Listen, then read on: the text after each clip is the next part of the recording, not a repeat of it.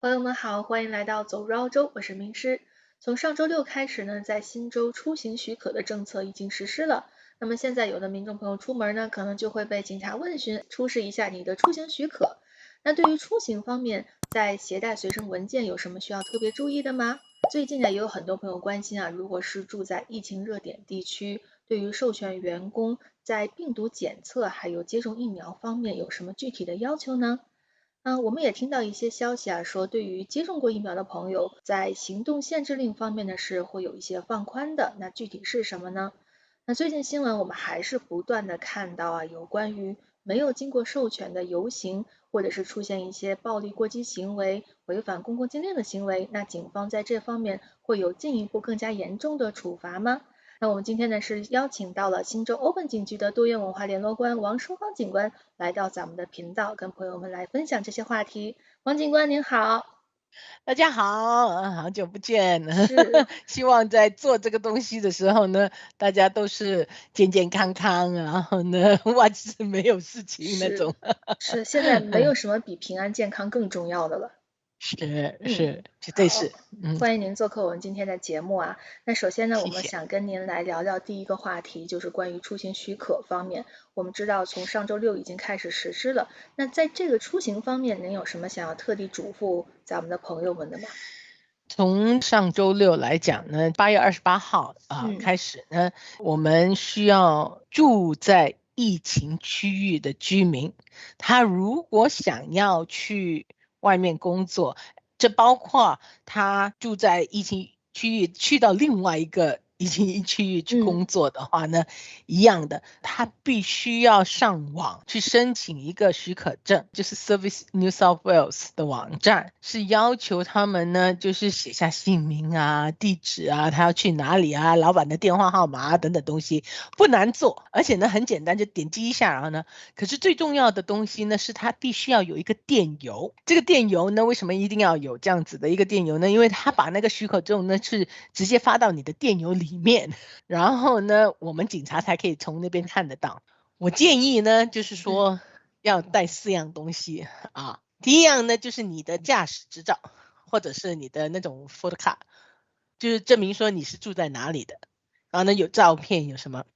第二样呢，就是你老板的公司，最好就是上面有他们的 letterhead，就是那张，有他们公就是司的那种抬头是吧？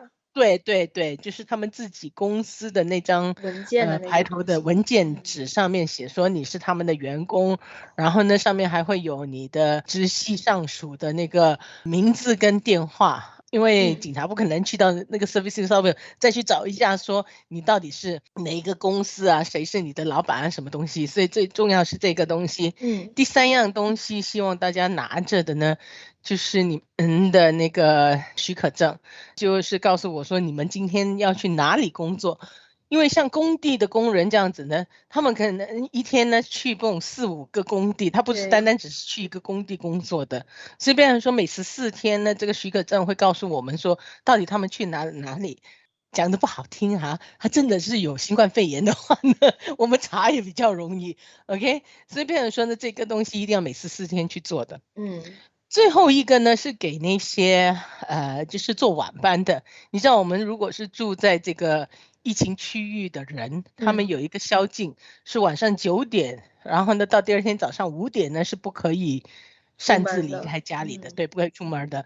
所以变成说，如果你是什么护士啊，或者是做那种杀鸡宰羊的的工作，你们都是半夜3更，然后呢必须要去到你们的工作场所，请你们带住你们的工作日志，我们叫做 roster。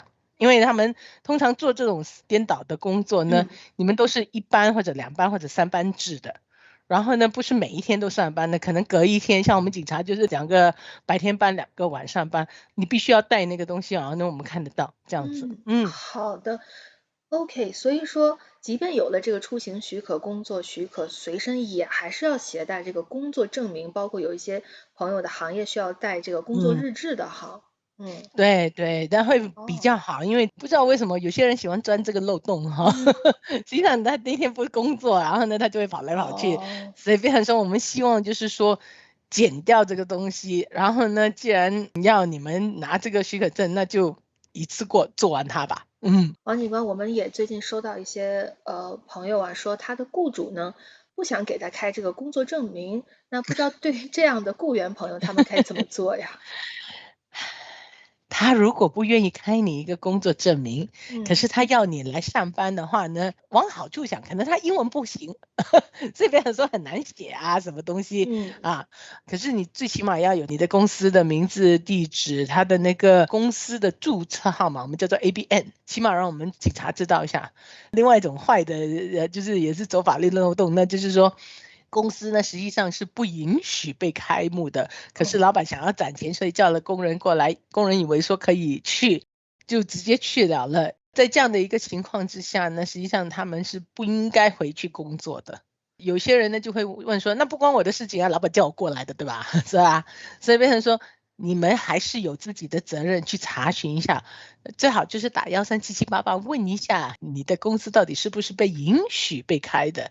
如果你的公司真的是被允许被开的，你的老板叫你过来的话，那就合情合理。可是如果你的公司是不允许被开的，那罚就是罚老板，我们警方可能也会罚你。如果你身为那边的员工，为什么呢？因为你应该有这样子的一个责任去寻找答案，然后呢，就是去确认一下吧。对。那你也有这样相同的一个责任去做，不过你罚的没有比他多，罚就这雇主还是么多而已。罚最多的，所以对于这件事上，作为雇员，雇主都是有责任哈，去确认是不是这个行业能开啊，然后相互的去配合。对。好，那像您说，因为有一些朋友他可能是做，比如说送货呀，包括送食品，可能他的车有比较明显的那种送食品的 logo，即便说这样的话，他也还是需要这个手续齐全的哈。是因为有些人呢的车呢是可以带回家的，像我老板的车呢，上面写着 police，可是呢他可以把它放在他家前面的。OK，所以变成说呢，有些车子呢是可以给你带回家的，然后呢，可是你那一天可能不工作，所以变成说呢，我们为什么还是希望你写那每14天的那个许可证呢？也就是因为这样子的一个原因。好的，谢谢您。所以说，一定要外出工作的朋友，按照王警官给您的这个说明啊，带好那4样东西。好，是。我也想到最近有一个观众他说，关于出行许可这个事儿，尤其是涉及到工作许可，是雇主用去申吗？还是说他不分雇员和雇主这种身份？你如果雇主可以一次过帮你们全部申请是最好的，为什么呢？因为雇主知道说他自己的注册号码啊，什么东西，所以比较容易做。可是呢，你身为那个员工的话呢，你做的话呢，你有一个保障对自己。通常呢，我会要求自己去做，为什么呢？他可能打错我的名字啊，或者什么东西，那我自己打绝对不会打错名字啊，对不对？因为他如果人多的话，那个雇主可能打错名字或什么东西，那就比较麻烦。我自己的建议哈，我觉得员工自己做比较好。雇主呢？雇主他也是要申请这个出行许可的吧？这是一定的。对，不管你是不是自雇人士啊，什么东西，你还是得做这样子的一件事情。尤其是自雇人士，你不可以自己给自己一张工作哈，对不对？像我说的那个，就是我的房子漏水啊，然后我找一个修房子的人，然后呢，他是有他自己的工作的那个注册号，可是他是一个人，对，他是一个人啊，他不可能开给自己。可是我身为他的雇主，我叫他过来帮我修漏的那个房子的顶的话呢，我可以就是写我的地址、我的名字、我的电话，甚至乎还可以拍一张照，就是在这里漏水，然后呢给他。这样子的话，他真的是被我们警察停的时候呢，他有足够的证据给我们警察看，说我真的要去帮忙人家修屋顶的，所以变成说这个很重要的。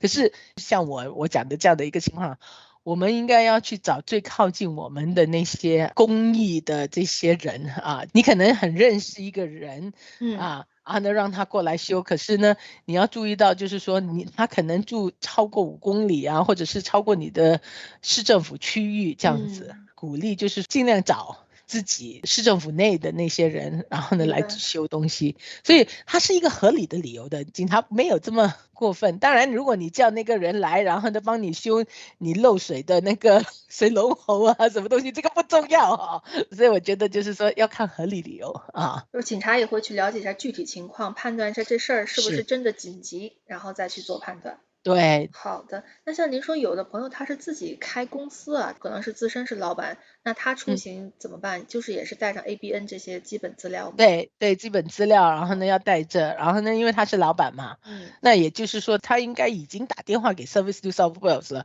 已经说他是可以工作的，所以变成说他可以直接去讲说 Service New South Wales 说我是在这一项里面我是可以去那边工作的。OK，谢谢您的分享。